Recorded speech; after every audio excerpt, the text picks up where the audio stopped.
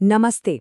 अगर कोई अपने करियर को एक जबरदस्त शुरुआत देना चाहता है तो इंडियन ऑयल, जो कि एक फॉर्च्यून 500 कंपनी है, एक बहुत बड़ा मौका लेके आई है। तो आइए इस अप्रेंटिसशिप के बारे में सब कुछ समझते हैं, बिल्कुल स्टेप बाय स्टेप। आज हम इन 5 जरूरी पॉइंट्स को कवर करेंगे। सबसे पहले देखेंगे कि ये मौका कितना बड़ा है।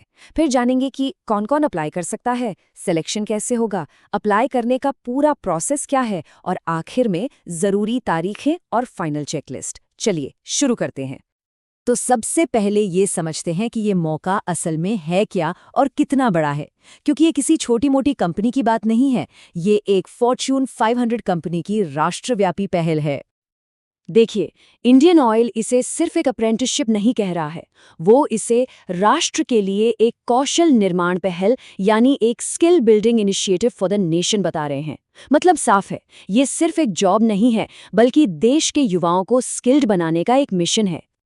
और ये मौके सिर्फ 1-2 शहरों तक सीमित नहीं है, ये पूरे नॉर्दर्न रीजन के 9 राज्यों और केंद्र शासित प्रदेशों में उपलब्ध है। दिल्ली से लेकर जम्मू कश्मीर और राजस्थान से लेकर उत्तराखंड तक, मतलब एक बहुत बड़े एरिया को कवर किया जा रहा है। चलिए अब आते हैं सबसे जरूरी सवाल पर, कौन अप्लाई कर सकता है, मतलब एलिजिबिलिटी क्राइटेरिया क्या है। अगले कुछ स्लाइड्स में हम इसी पर बात करेंगे, तो इसे जरा ध्यान से सुनिएगा। तो क्वालिफिकेशंस क्या चाहिए? आइए इसे अलग अलग पोस्ट के हिसाब से समझते हैं कि किसके लिए क्या जरूरी है।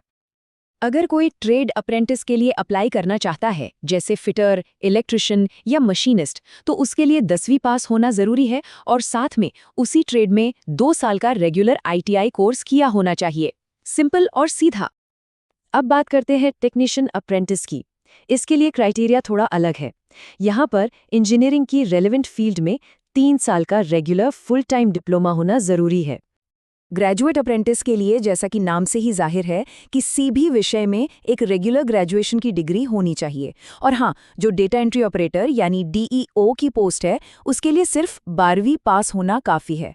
एक बात का ध्यान रखें, ग्रेजुएट लोग DEO की पोस्ट के लिए अप्लाई नहीं कर सकते। अच्छा, ये स्लाइड बहुत इंपॉर्टेंट है। कौन अप्लाई नहीं कर सकता? अगर किसी के पास BE या MBA जैसी हायर क्वालिफिकेशन है तो वो एलिजिबल नहीं है। अगर 1 साल से ज़्यादा का जॉब एक्सपीरियंस है या पहले कहीं से अप्रेंटिसशिप कर चुके हैं तो भी अप्लाई नहीं कर सकते। और आखिरी बात, अगर क्वालिफिकेशन पूरी किए हुए 5 साल से ज़्यादा हो गए हैं तो भी आप पात्र नहीं होंगे। ठीक है, तो अब जब एलिजिबिलिटी समझ आ गई है तो ये देखते हैं कि सिलेक्शन का प्रोसेस क्या है। और यहाँ पर आप सबके लिए एक बहुत अच्छी खबर है। और ये है वो बड़ी खबर। इस अप्रेंटिसशिप के लिए कोई रिटन टेस्ट नहीं है और कोई इंटरव्यू भी नहीं है। जी हाँ, सिलेक्शन पूरी तरह से मेरिट के आधार पर होगा। मतलब आपकी क्वालिफाइंग परीक्षा में जो मार्क्स आए हैं, बस वही देखे जाएंगे। इससे पूरी प्रक्रिया बहुत ही आसान और ट्रांसपेरेंट हो जाती है। तो ये पूरा प्रोसेस काम कैसे करता है? इसके 4 सिंपल स्टेप्स हैं। पहला, आपको सही सरकारी पोर्टल पर अप्लाई करना है। दूसरा, आपके मार्क्स के बेस पर एक मेरिट लिस्ट तैयार होगी। तीसरा, जो लोग शॉर्टलिस्ट होंगे उन्हें डॉक्यूमेंट वेरिफिकेशन के लिए बुलाया जाएगा। और आखिर में एक मेडिकल फिटनेस टेस्ट पास करने के बाद फाइनल सिलेक्शन हो जाएगा।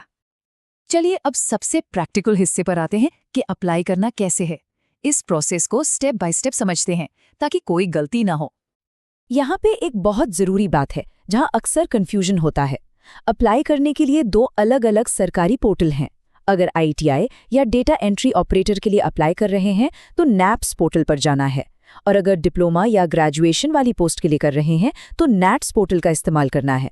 और हाँ, अप्लाई करते समय सही एस्टैब्लिशमेंट ID डालना बहुत ज़रूरी है, जो स्क्रीन पर दी गई है। तो एप्लीकेशन प्रोसेस के भी 4 स्टेप्स हैं।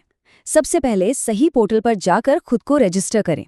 फिर ये पक्का करें कि आपकी प्रोफाइल 100% पूरी हो।